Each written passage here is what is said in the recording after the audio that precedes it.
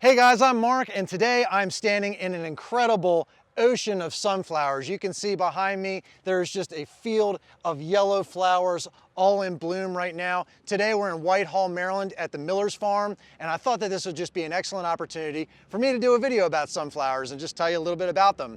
So to start off with, maybe we'll talk about a little bit of the history behind the sunflower. First of all, this is a native flower to North America, and as far as humans go, we have been cultivating this flower for over 5,000 years.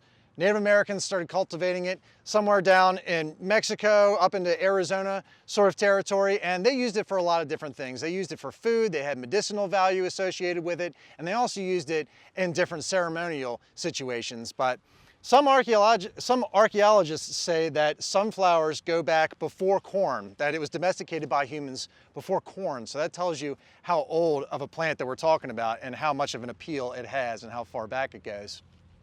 But anyway, the sunflower was taken over to Europe sometime around the 1500s. And for a few hundred years, it was mainly just used as an ornamental flower because they're so pretty, and we use it for that a lot today. I mean, I know I grow them for the birds and the bees and just for cutting, and I think they just look so awesome.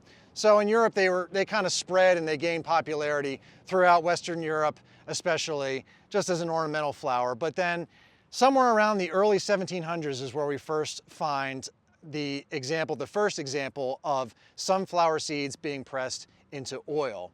And that started to kind of ramp up somewhere around the early 1800s is where you see the first commercialization of sunflowers being grown for oil.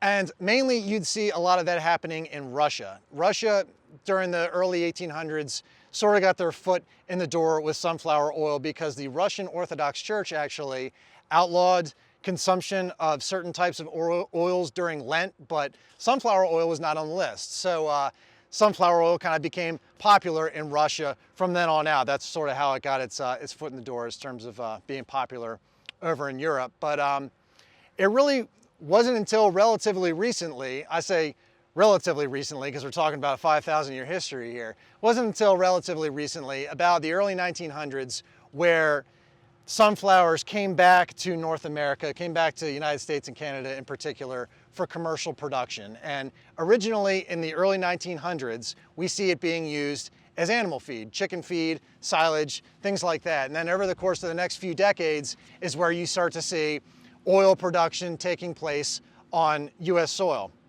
Now, it was about the 1970s when things really started to take off in the United States, where cholesterol started being of concern, United States and Europe. So that's when you start to see sunflower oil being used instead of things like lard or beef tallow or different types of animal fats that people were using to cook with at the time. They started getting into healthier alternatives, and that's where the market kind of expanded off of that. So the US was not feeding just its own supply, but it was also exporting a lot of seed over to Europe to be pressed over there as well. So where are we today? Today we're standing in this incredible field of sunflowers that are still being grown here. These particular flowers are black oil sunflowers. Typically when you see a field of sunflowers like this, they're either oil sunflowers or they are confection sunflowers, which are the sunflowers that are grown for snacking seeds. Like if you have a bag of sunflower seeds that you're eating outside and spitting the shells, that's a different type of sunflower. But black oil sunflowers are grown for their oil, and then they're also grown for bird seed.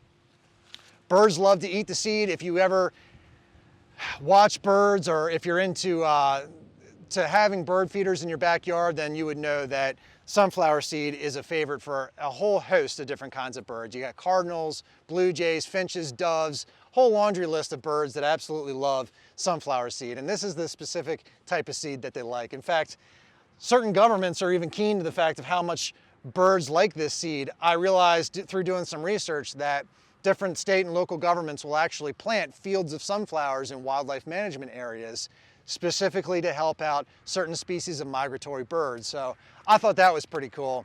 But then there's a bunch of other reasons why farmers plant sunflowers. I think it integrates into their crop rotation schedule very nicely. It's a fall crop and it has additional benefits associated with what's going on in the soil, particularly weed control. It's shown to depending on what method you use, it has some long-term weed control. But it's a nice step that farmers like to put into the fall. And I guess the main benefit, or at least the reason why this particular field is here, is for people looking at them. Just photographers, cinematographers like me, or just general tourists. A field of sunflowers like this is just incredibly attractive, especially out here in the country, out in the county. If you have people drawn out of the city to come out and park their cars in your field, then the farmer gets a benefit off of that because they can charge each car $5 to park there or something like that and be able to come through and walk and look at the sunflowers and enjoy their day, have a date, eat lunch. Maybe the people that are here will go off and eat lunch at one of our local restaurants down the street in the county. So it supports the local community and things as well. So a lot of benefits to sunflowers. Everybody ultimately goes away being happy. So that's it, guys. That's going to be my my video on sunflowers. If you have not subscribed to the channel yet, please do. Every subscriber that I get helps bump the channel up, and YouTube puts it in front of more people, gets more views, and just helps me grow. So for right now, thank you so much for watching this video. I hope you liked it. I'll see you next time.